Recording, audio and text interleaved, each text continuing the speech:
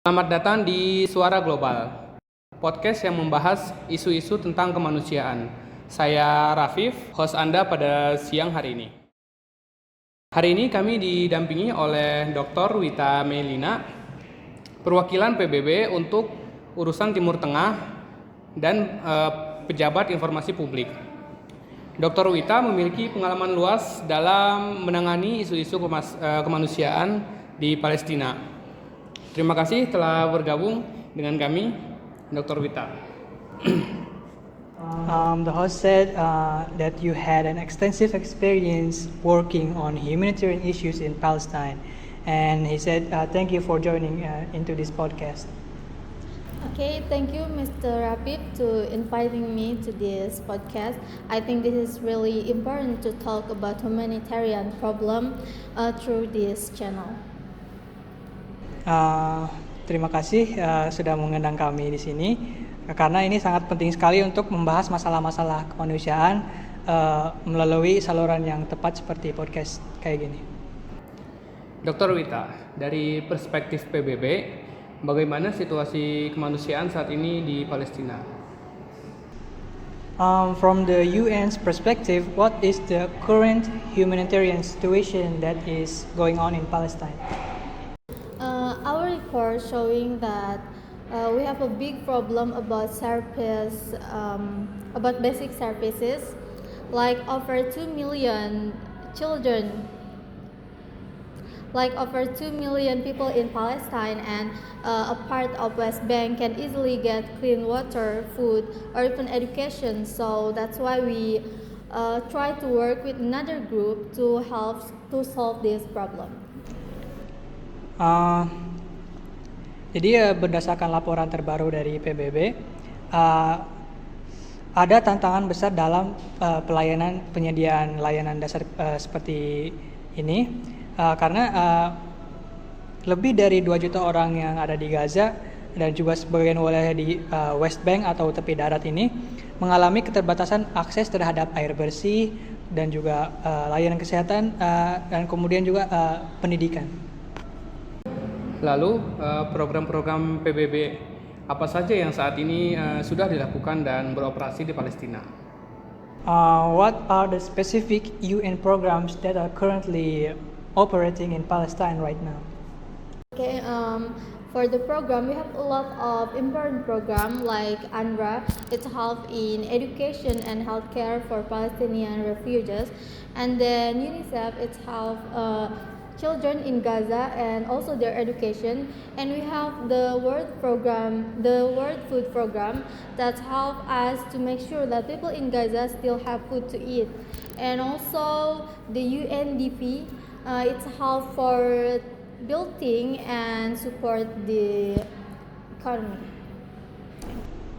Kami memiliki beberapa program utama seperti UNRWA yang menyediakan pendidikan dan juga layanan kesehatan bagi pengungsi di Palestina, dan juga ada UNICEF yang berfokus pada kesejahteraan dan juga pendidikan anak-anak. Ada juga World Food Program atau WFP yang menangani ketahanan pangan, dan terakhir ada UNDP yang bekerja di bidang pembangunan infrastruktur dan dukungan secara ekonomi. Kemudian dari keempat, organisasi yang sudah dilakukan oleh PBB di Palestina tentu ada tantangan-tantangan tersendiri. Bagaimana proses atau organisasi tersebut bisa bekerja secara baik di Palestina? Apa saja tantangan utama yang dihadapi PBB dalam menyalurkan bantuan kemanusiaan? What are the main challenges that the UN faces in delivering the aid in Palestine? Okay, we have a lot of challenges. I think the challenges is it's hard for us to work aroundly because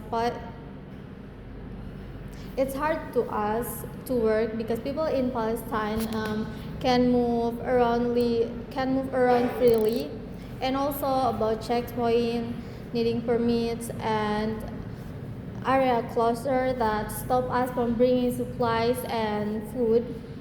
That's why we try to talk with people that involved to make sure that we can still help people in Palestine. Tantangan terbesar kami tentunya ada pembatasan pergerakan yang mengaruhi operasi kami di Palestina ini, seperti pos pemeriksaan, persyaratan izin, dan juga penutupan wilayah secara berkala. Namun kami terus melakukan koordinasi dengan semua pihak guna untuk memastikan akses kemanusiaan ini di Gaza. Bagaimana PBB mempertahankan netralitasnya sambil tetap menangani kebutuhan kemanusiaan? How does the UN maintain neutrality in addressing humanitarian needs?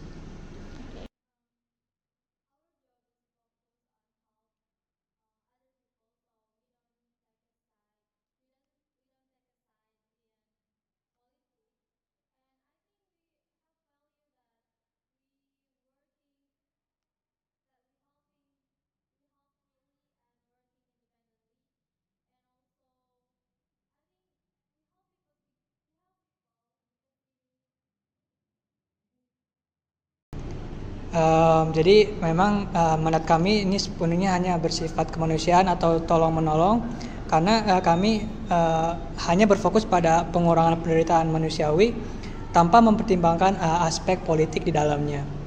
Nah, karena prinsip kami adalah seperti kemanusiaan, netralitas, dan juga independensi. Sebagai yang kita tahu bahwa PBB sudah mengerahkan kemampuannya untuk memberikan bantuan, khususnya bantuan sosial atau bantuan kemanusiaan terhadap rakyat-rakyat di Palestina. Namun, bisakah Anda bercerita tentang inisiatif dari sisi pendidikan PBB di Palestina? Can you tell us about the UN's initiatives in educational section in Palestine? Okay, for one of our group, it's UNRWA.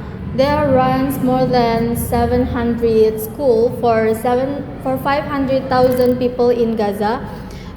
Even though with building problem, we try to give a good education, food, or counseling, or the other activities, because we think good education is really important for a better life.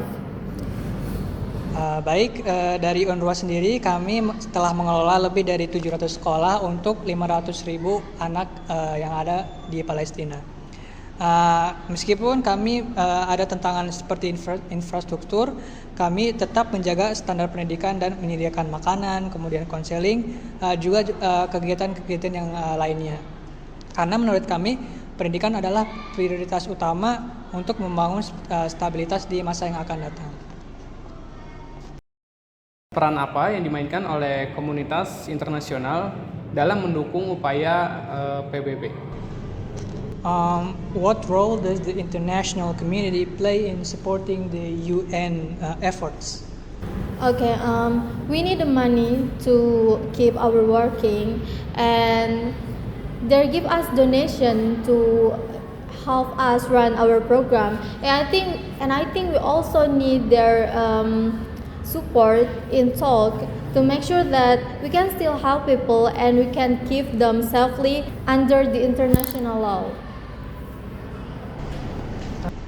Tentu pendanaan yang besar ini sangat penting karena negara-negara donor memberikan dukungan secara finansial itu memungkinkan operasi kami ini berjalan.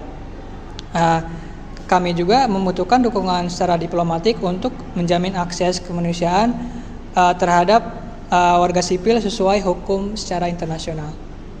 Kemudian, bagaimana negara-negara seperti Indonesia dapat berkontribusi dalam upaya PBB di Palestina? How can countries like Indonesia can contribute to UN efforts in Palestine? Indonesia is a good partner for us. Like they give us a donation and also help us in peacekeeping. They also support us in meeting with other countries, and I think we have the same value that we support freedom. Indonesia tentu sangat adalah mitra yang sangat berharga bagi kami karena kontribusi finansial ke badan-badan PBB dan juga partisipasi dalam misi penjaga perdamaian, juga dukungan diplomatik di forum internasional memberi dampak yang besar bagi kami. Bagaimana Anda menanggapi kritik bahwa upaya PBB dianggap tidak memadai? How do you respond to criticism that the UN efforts are insufficient? The need is huge, but giving help alone won't fix the political problem. But we try to give what we can with rules or our money. But I think the world have to support both like health and political peace. Kami menyadari bahwa skala kebutuhan ini sangat besar, namun bantuan kemanusiaan saja tentu tidak bisa menyelesaikan konflik-konflik politik ini. Namun kami tetap bekerja sesuai mandat dan sumber daya yang tersedia, karena komunitas internasional juga harus mendukung baik upaya kemanusiaan maupun solusi politik. Lalu, apa saja perkembangan yang Anda harapkan akan terjadi di tahun-tahun yang akan mendatang? What developments do you hope to see in the upcoming years to come by?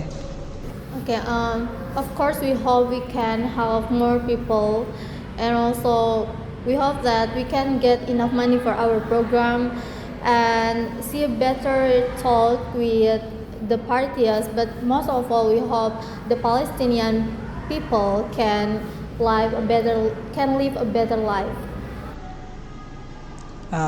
Tentu kami berharap ada peningkatan di dalam akses kemanusiaan dan juga pendanaan yang memadai untuk program-program kami, dan juga kemajuan dalam dialog politik. Yang paling penting bagi kami adalah kami ingin melihat perbaikan kondisi hidup bagi anak-anak yang berada di Palestina.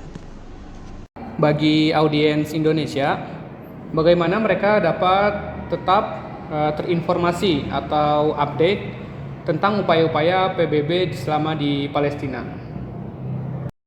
Our Indonesian audience out there, how can they stay informed about the UN's efforts in Palestine?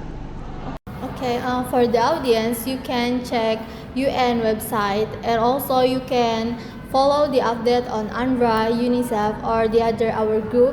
I think the good information will make you understand what happening in this world, and how you know that, so you know how you can help them.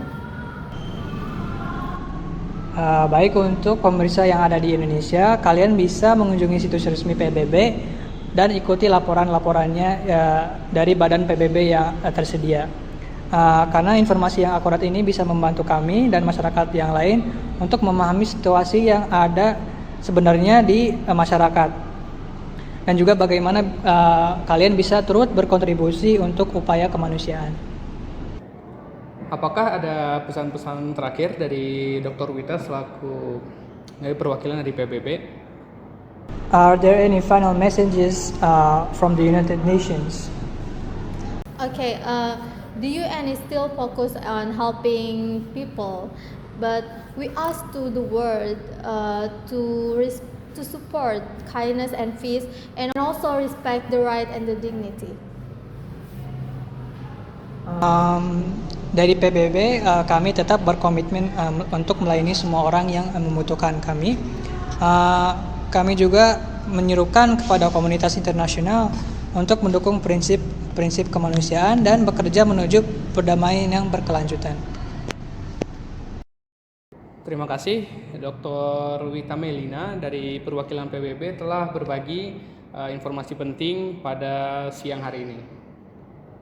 Untuk pemirsa kami, terus ikuti Suara Global untuk diskusi-diskusi penting lainnya tentang isu kemanusiaan.